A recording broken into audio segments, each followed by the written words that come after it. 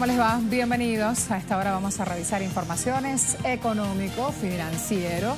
Todo ese panorama lo vamos a revisar a partir de este momento.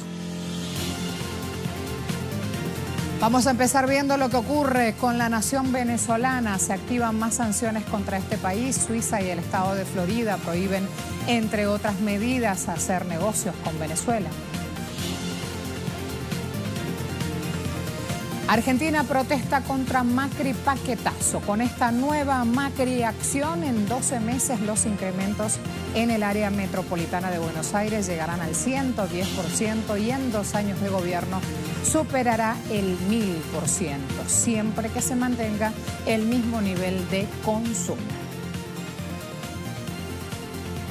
Hoy vamos a hacer un análisis sobre este plan macroeconómico de Italia. El panorama político, cuando se muestra convulso, cuando hay, dicen los inversores, incertidumbre, se ve reflejado también en cifras y datos macroeconómicos.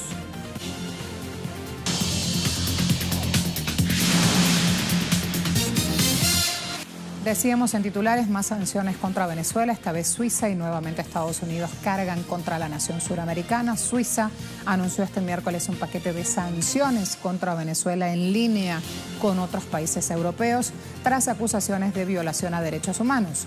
Las sanciones van desde congelación de activos, prohibición de viajes a personas, ministros y funcionarios venezolanos, empresas y organizaciones, además de la venta, suministro, exportación y tránsito a Venezuela de armas y bienes que supuestamente puedan usarse para represión dentro del país. Estados Unidos, por su parte, también insiste. El gobernador de Florida, Rick Scott, firmó la ley 359 que entra en vigencia el 1 de julio. Esta prohíbe a todas las compañías de ese estado hacer negocios con empresas que hayan realizado transacciones comerciales o hayan colaborado con el gobierno de Venezuela presidido por Nicolás Maduro.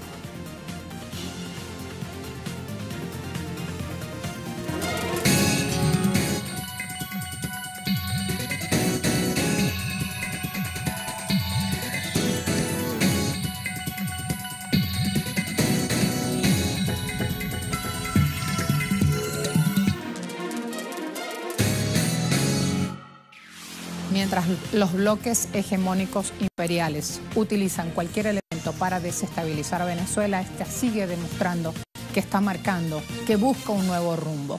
La Asociación Rusa de Criptomoneda y Blockchain otorgó un reconocimiento al gobierno nacional y al presidente Nicolás Maduro por ser pionero en la creación e implementación del Petro, primera criptomoneda con sustento físico.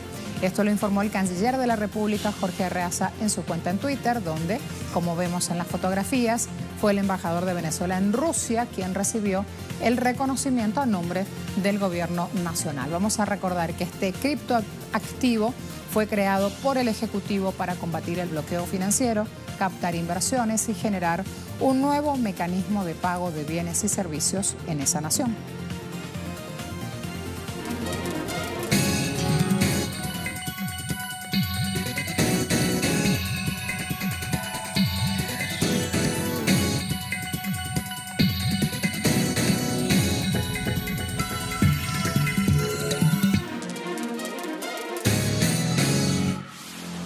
Otro punto, otro tema. Sindicatos y movimientos sociales se movilizaron en Buenos Aires reclamando la continuidad de los programas laborales. Denunciaron que 18.000 cooperativistas fueron dados de baja.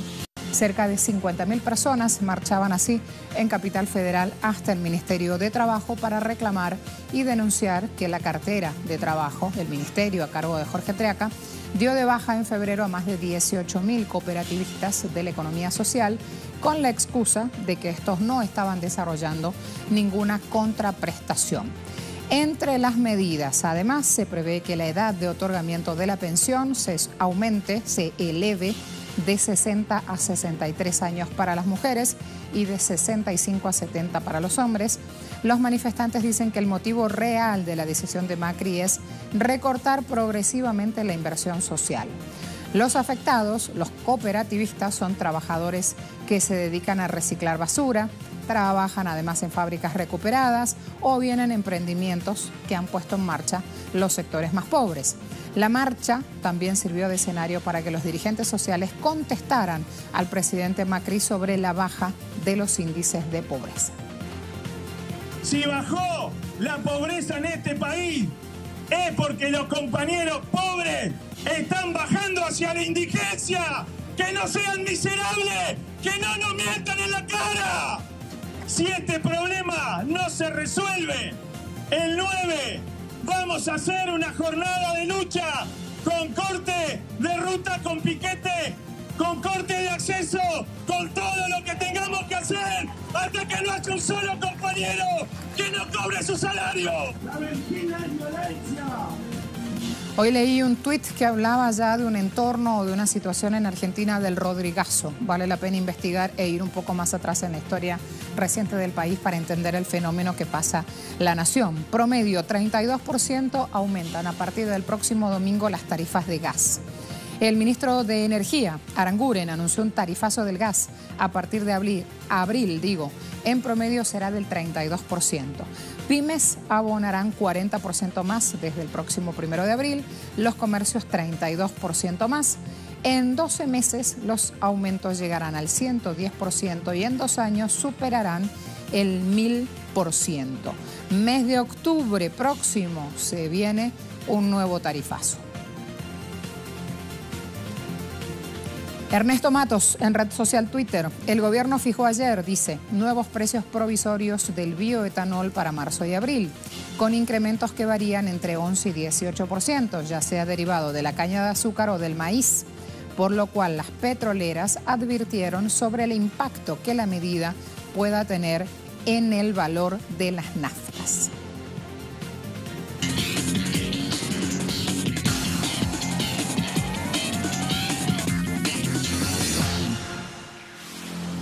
En México, 30 de marzo, inicia la campaña presidencial, elecciones del 1 de julio, catalogadas, nombradas como las más importantes en la historia del país. Andrés Manuel López Obrador, por la izquierda, favorito en las encuestas, ha sido muy enfático en sus propuestas de echar atrás las reformas de Peña Nieto, revisar millonarios contratos energéticos y fijar precios agrícolas. Segundo lugar en esta disputa. Allí están peleando Ricardo Anaya, de Partido Acción Nacional, que propone crear un ingreso básico universal para reducir la desigualdad y erradicar la pobreza extrema. Y el gobernante Partido Revolucionario Institucional, el PRI, tiene a José Antonio Meade como candidato, propone igualar salarios de hombres y mujeres y que estas últimas puedan acceder a créditos bancarios.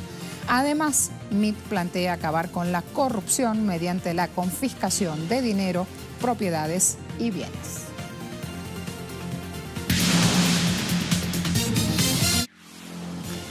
Vamos a ver esta negociación. Angola y 14 compañías están iniciando ya una negociación para la construcción de 2 refinerías en Lobito y en Cabinda, resultado de un concurso público cuya segunda fase está en proceso de preparación. La Sociedad Nacional de Combustibles de Angola informará en los próximos días a las empresas concurrentes resultados y pasos subsiguientes del proceso. Se van a elegir 7 propuestas para cada emprendimiento de los 28 recibidos hasta febrero pasado. Sonangol le entregó expedientes al gobierno para su apreciación y decisión y luego vendrá la etapa de aclaraciones, discusiones que va a ir de abril a agosto de este año.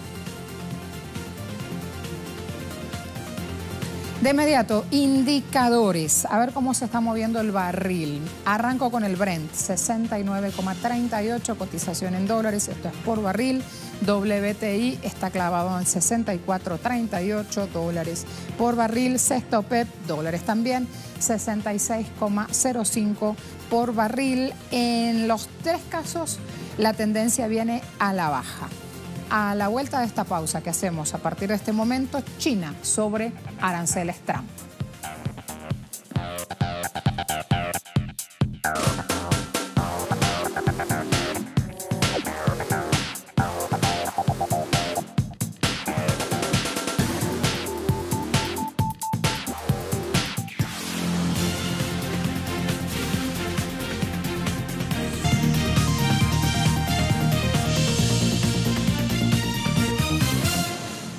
El pulso económico entre China y Estados Unidos continúa ante las amenazas constantes de Trump y sus aranceles. El gigante asiático ha reafirmado este jueves su plena capacidad para hacer frente al proteccionismo de Estados Unidos, que según el portavoz del Ministerio de Comercio chino, constituye un reflejo de la mentalidad de la Guerra Fría.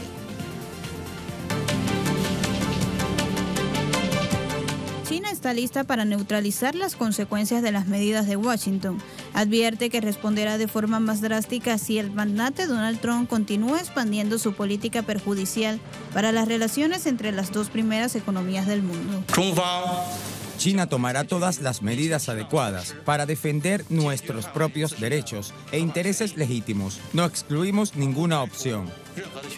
El memorando firmado por Trump podría imponer aranceles de hasta $60.000 millones a las importaciones chinas y restringir las inversiones de este país asiático en Estados Unidos. Y si bien el gigante asiático está preparado financieramente para enfrentar las secuelas de la actual confrontación, ha querido dejar claro que el magnate está violando el Acuerdo General sobre Aranceles Aduaneros y Comercio de 1994, pues el trato arancelario que Estados Unidos otorga a China no debe ser ni más bajo ni más alto respecto al trato que se les da a otros países.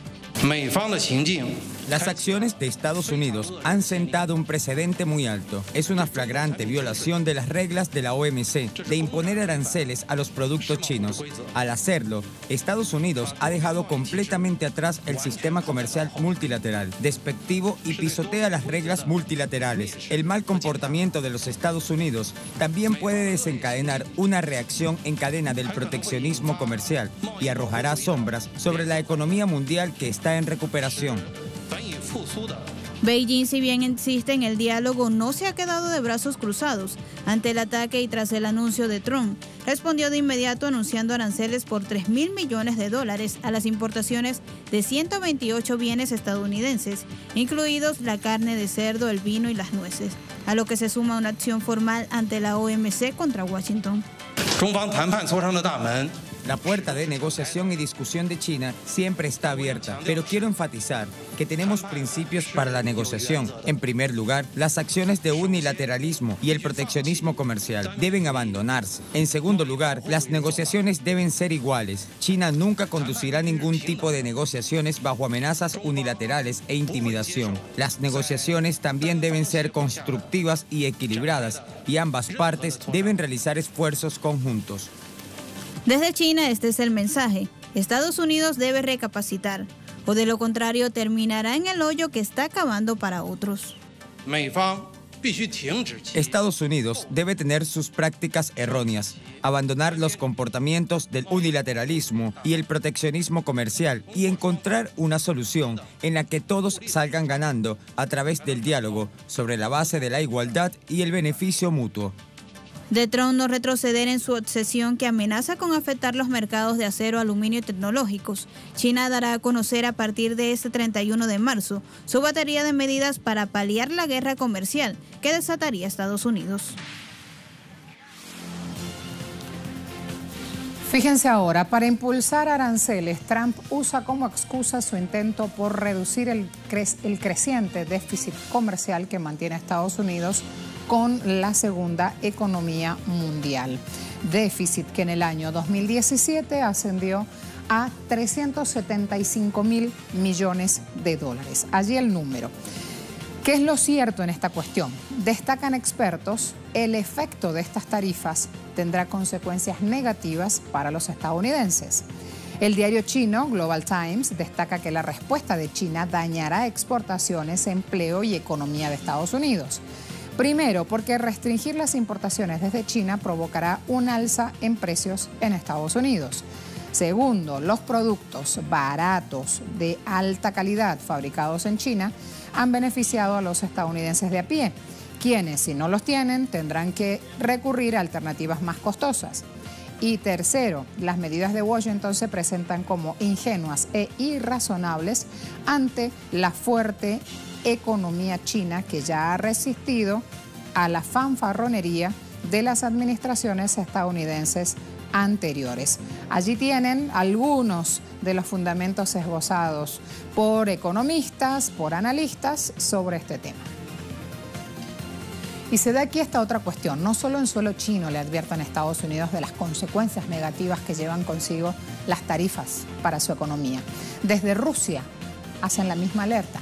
Víctor Supian, subdirector del Instituto de Estados Unidos y Canadá de la Academia Rusa de Ciencias, señaló que el movimiento arancelario en China convierte a los consumidores estadounidenses en víctimas.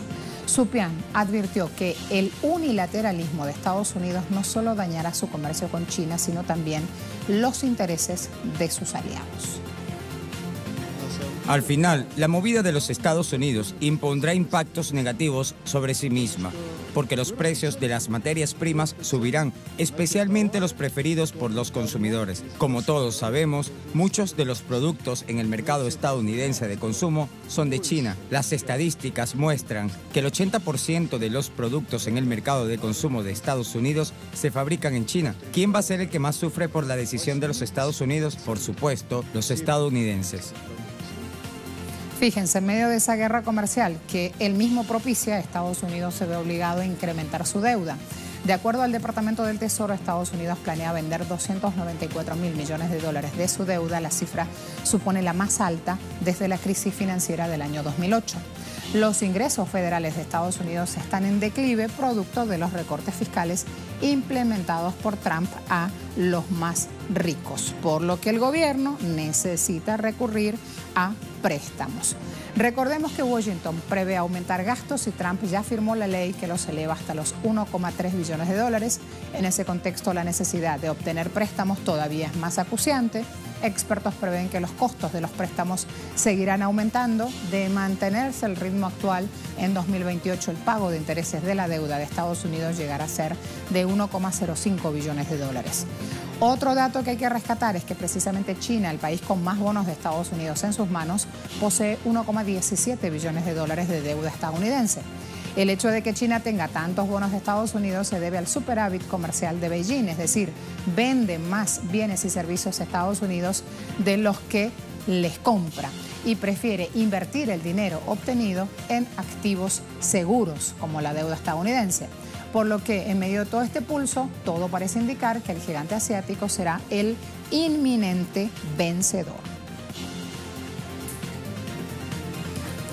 Fíjense aquí, preparándonos para una nueva pausa. A la vuelta vamos a hablar de lo que pasa en Italia. Ya van a ver por qué.